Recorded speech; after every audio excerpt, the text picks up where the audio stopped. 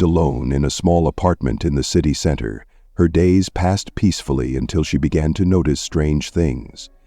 Cups that she left on the kitchen table ended up in the sink. Her shoes, neatly placed by the door, moved to the other side of the room. Maybe I'm just not paying attention, she thought at first. But with each passing week, what was happening became more and more obvious. One evening she left her laptop on the table, and in the morning she found it on the couch, with an open page that she definitely hadn't looked at.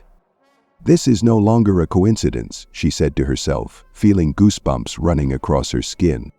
Kira decided to install surveillance cameras in the apartment.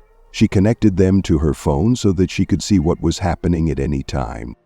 The next night, lying in bed, she woke up from a notification on her phone. The camera detected movement. Kira quickly opened the app and froze.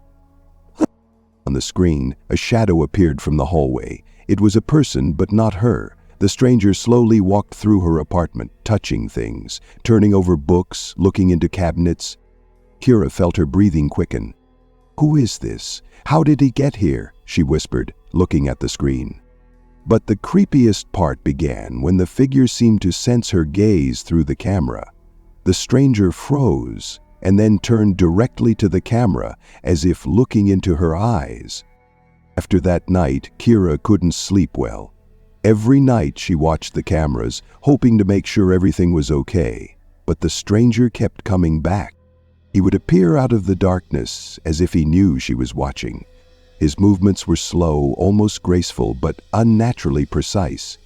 He wasn't trying to find her or hurt her.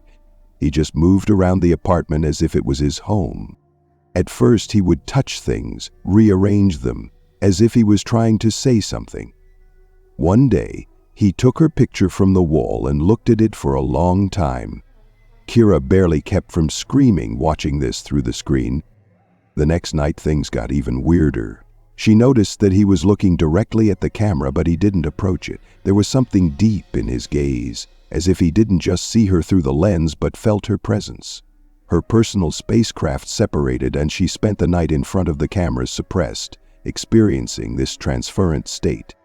And then the messages started.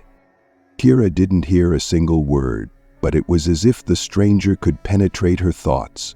She would wake up from strange dreams in which he was standing by her bed, and in the morning she would find objects on the table that he seemed to highlight in his actions. Her favorite book, a forgotten toy from her childhood, even a pendant that she had lost many years ago. "Do you know what I'm thinking?" she whispered one night, looking at the screen. At that moment he turned his head, as if he heard her, although she knew for sure that the camera was muted. Then he raised his hand and pointed to the bedroom door. Kira froze. The stranger knew she was there.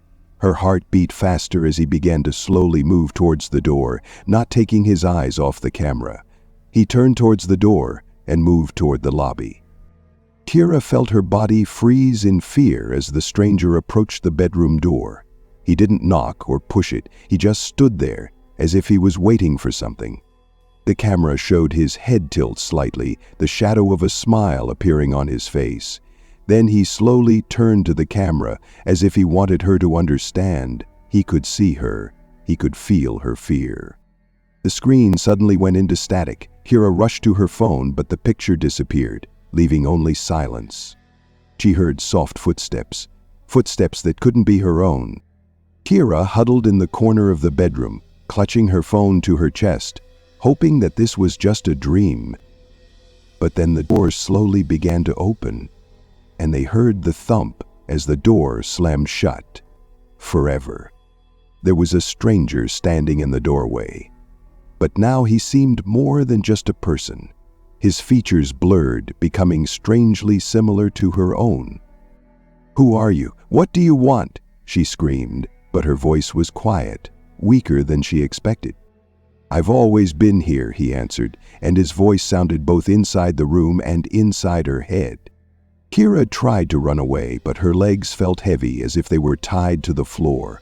The stranger's shadow began to fill the room, enveloping her until everything around her was plunged into darkness. "No!" The next day, the neighbors noticed something strange. Kira no longer opened the doors, but the lights in the apartment were on. Through the windows, someone could be seen moving around inside. When her friends tried to contact her, she answered, but her voice was different. Cold, distant. Now, if anyone looked through her windows, they would notice a figure standing in the corner of the room, motionless, as if watching. It was Kira, or whoever had taken her place.